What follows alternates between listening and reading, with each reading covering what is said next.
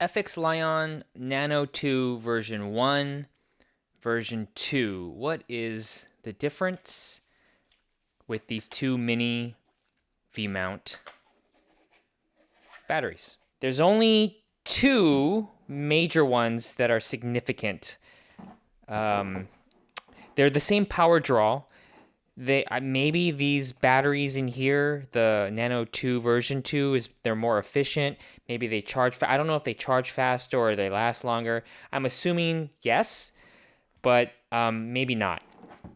The big difference between the two is that the Nano 2 version 1 only had one D-tap, whereas the Nano 2 version 2 has two D-taps.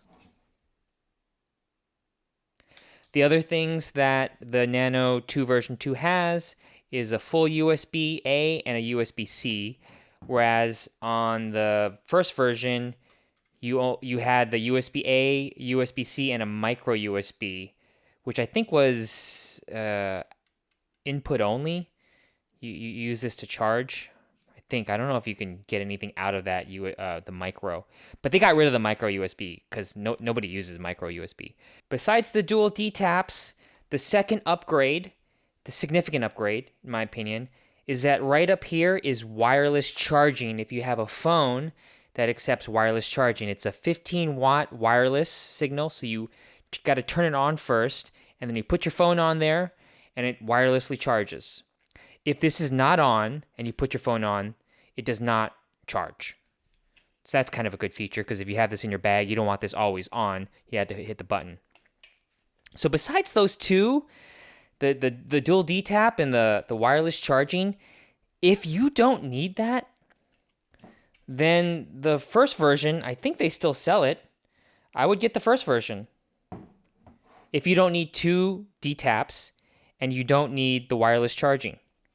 Because that's kind of an extra feature.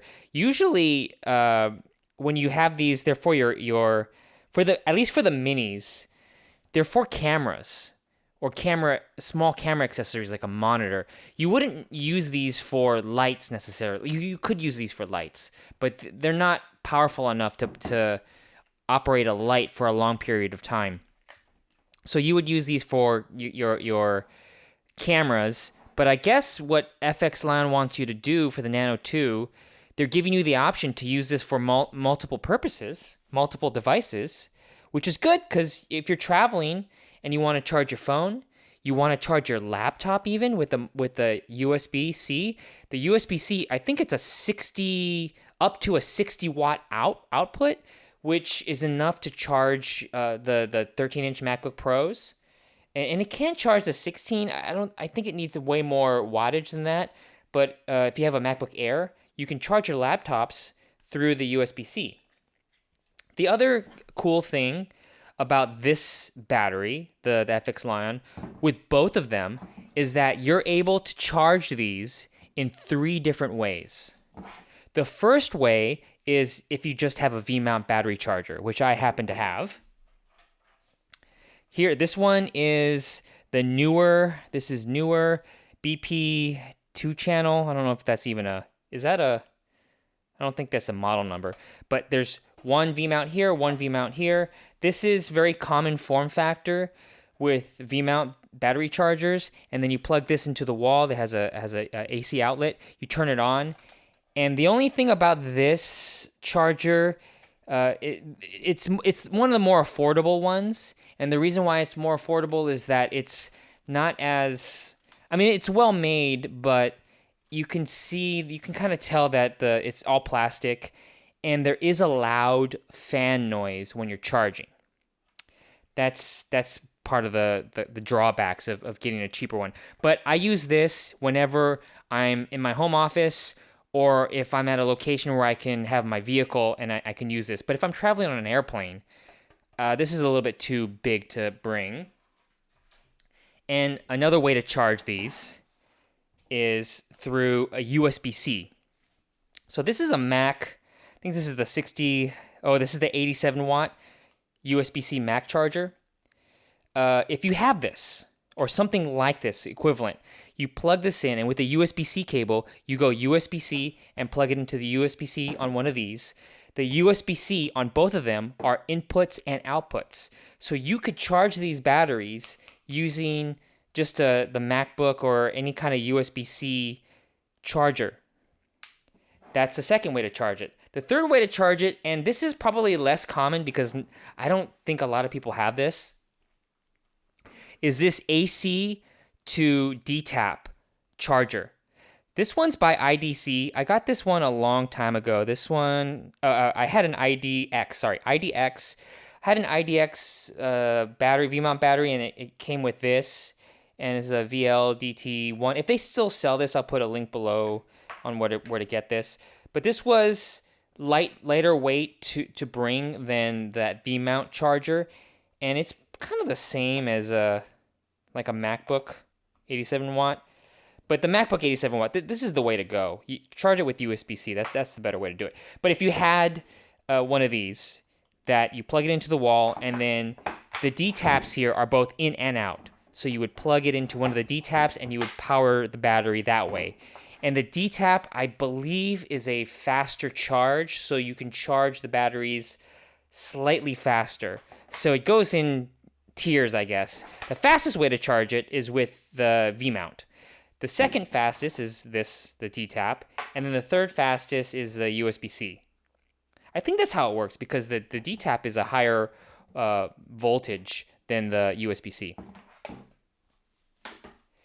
Other options, if you don't want the FXLION, is what I recommend more than this, and that's the SmallRig, the SmallRig 99s. This is the first generation. SmallRig just released as of the recording of this video, SmallRig has just released the Pro version of this, which is pretty much the exact same, except they have different configurations with the outputs and inputs. They still only have one D-tap though. So if you want two D-taps and you want wireless charging, you got to get the FX Nano 2 version 2. Even the new SmallRig doesn't have that. But what I like about this SmallRig is that on the top here, you not only have USB-C and the USB-A, you have these two DC outputs. You have an 8-volt and a 12-volt. And I've used this. A lot of my cameras, they're more compatible with these DC outputs, the 12-volt and the 8-volt. So there are more products that you can use with the SmallRig battery than you can with the FX. So I would even get the first version if you don't need the higher outputs. I think it outputs like 65 watts or there's something upgradable with the SmallRig that is with the in and outs, not really with adding more plugs. It's just they changed how much power draw it can take out.